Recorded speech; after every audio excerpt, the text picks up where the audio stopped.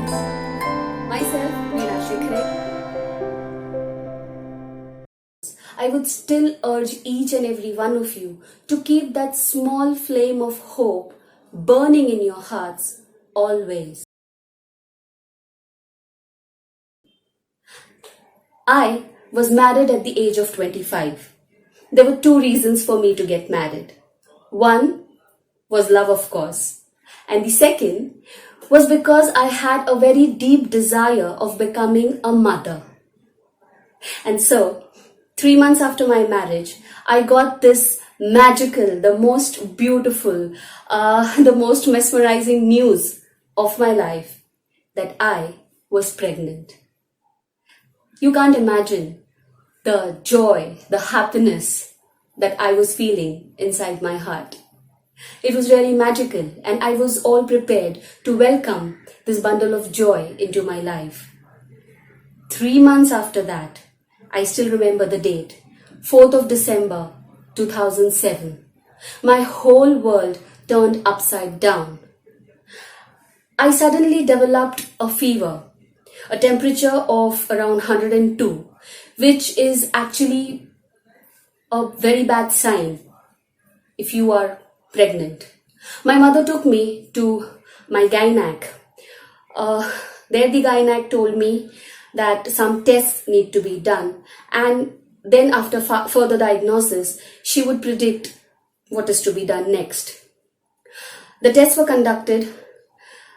After about half an hour, the gynac came back to us and she told us that I had developed a viral infection called mumps, which generally happens to children between the age group of 10 to 15. But unfortunately, I don't know how, somehow I contracted that disease at the age of 25. And since it was a viral infection, it needed to be treated with heavy medications and antibiotics, which are not at all advisable for a pregnant woman, for the obvious reasons that it might have horrible side effects on the fetus. So she advised us that I should go in for an abortion. I do not remember anything after that. I experienced my first blank hour of my life. I do not remember how my mother took me from the gynac's facility at Andheri to our family doctor at Mahim. I do not remember how my husband came there, who called him, how my elder cousin, sister came there. And I do not remember when our family doctor diagnosed me. But after conducting the test, even he gave the same opinion, saying that since I was very young at age, I did have very fruitful and productive chances in the future. So I should not take the risk and I should abort the child. As I told you, I was blank. I had no tears in my eyes. I had no feelings in my heart. Out of all my 5 sensory organs, it was just my ears. Those were functioning. I was just listening to the doctors. First my gynac, then my family doctor. But I was not reacting. I was not responding at all. Then my husband took me to another facility at Vikhroli. There, the same thing repeated. The doctor gave us the same advice that this is definitely mumps. It needs to be treated, and for the treatment to commence, my child has to be aborted. From there, he took me to another very famous gynac, again back to Dadar. This gynac is the topmost in his field. I would not name any one of them because of course they are very respected personalities, and of course they were just doing their duty of saving lives. They had no personal intentions of harming me. But the 4th gynac also gave us the same opinion. And in fact, he gave us a deadline. He told us that we have just 3 days in hand to take a decision. There are 90% chances that if we keep the baby, the baby might be having some sort of handicap, maybe some physical handicap or some problems with his sensory organs or with his eyesight or with his brain development, anything. My husband turned to me and he asked me, "What do we do?" I was still blank. I was just listening to them, but I was not responding at all. Somehow I managed to gather some courage and I just blurted out a few words which were like, "What if the child is born with some physical abnormality? Who will be responsible for that? I don't want to ruin a life which is not yet born." That's all. I did not say anything after that. My husband went out for a moment. He came back and he told me that another doctor friend of him has advised him to go and visit one gynac in Dadar and let that be the final visit to a gynac. But he requested that you go and meet him, seek his advice and see to what he has to say. My husband, my mother, my sister, together, they literally picked me up. Yes, they had to pick me up and take me to this 5th topmost gynac of Mumbai city at Dadar East. As soon as I entered his facility, I suddenly started to get these positive vibes. For no reason at all, I started smiling. There was this smile stuck on my face and I could feel it, but I could not stop it. My husband noticed that. He turned to me and he said, "Why are you smiling?" I could not utter a word. I just kept smiling. The doctor conducted the same tests on me. He did a sonography. He showed me the fetus on the screen. It was just 3 months old. It was just a mass of flesh and blood and a few nerves. There was no movement at all, but there was this heartbeat. The doctor made me listen to the heartbeat. He called in my husband. He made him to listen to the heartbeat. He told us to connect with it. He told us to just think about it for a few moments till he comes back. He left us alone over there with the screen on where I could see my child in the form of a 3-month-old fetus, and both myself and my husband could hear his heartbeats. The doctor came back. I was still having that smile stuck on my face for no reason at all. And my poor husband was sitting over there holding my hand with 100 and thousands of thoughts erupting like a volcano in his mind. Doctor came to us and he told us, "Look, my child, if God has sent him, then God himself will take care of him." Those were the golden words which I was desperately waiting to hear from somebody that whole day.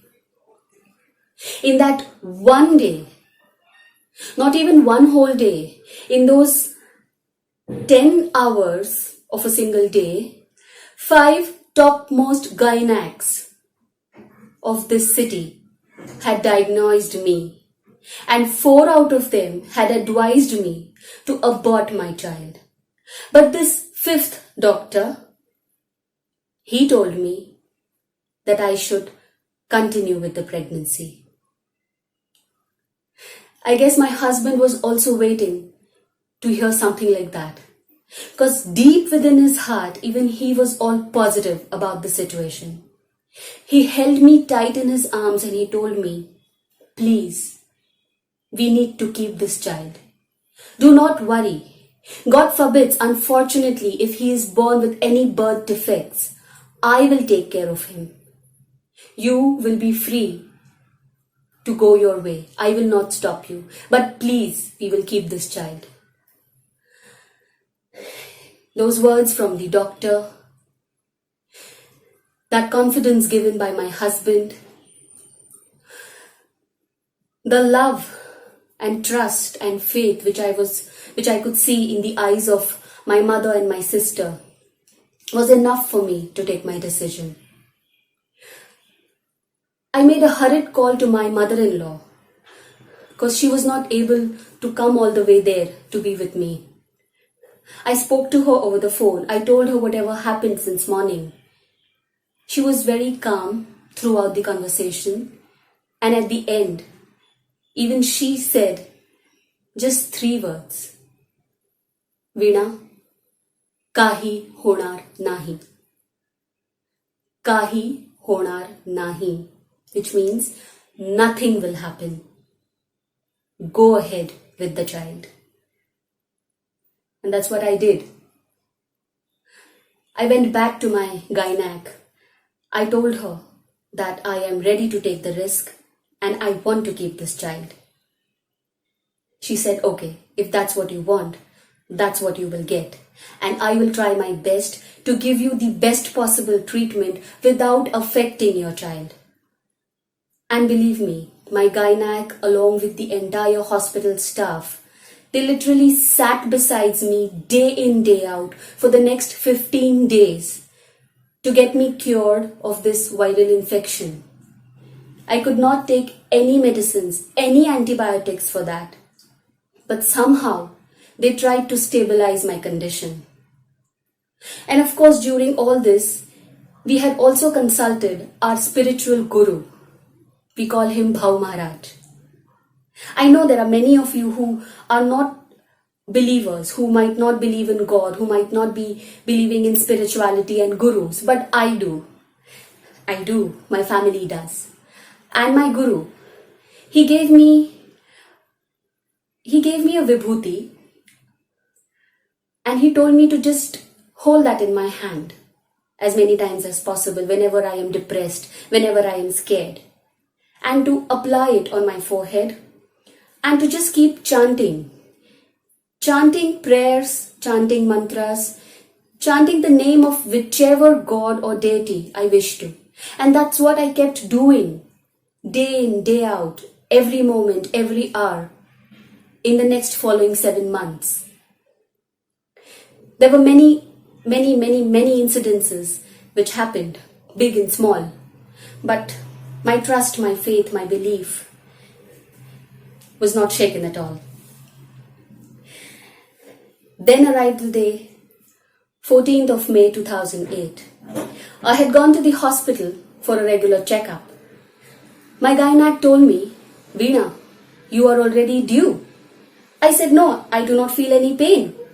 She said, no, you are due, and if I send you home in this condition, you will come back in a very, very horrible state. So she advised me to get admitted right then. I got myself admitted to the hospital at 4 o'clock. At 5 p.m., I went into labor. At 5:30 p.m., I lost my consciousness. At 6:45 p.m., when I gained back my consciousness, my mother, my mother-in-law, my brother, my sister, my father, all of them were standing beside my bed, and my husband was standing in front of me, holding in his arms the miracle of our life. That small bundle of happiness, of love, of joy, which we all were waiting for. I was gifted with a son who was born all healthy, fit and fine. Of course, he was a bit underweight and he had to be treated for for a throat condition. But that was just for a few days, not more than that. I brought my child home on the 21st of May 2008.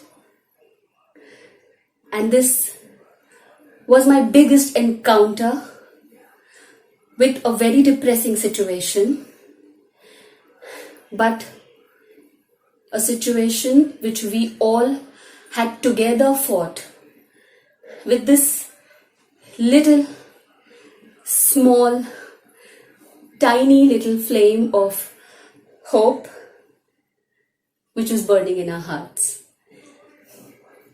I have to show you something.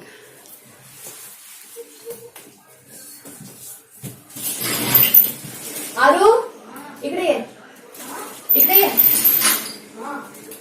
खाली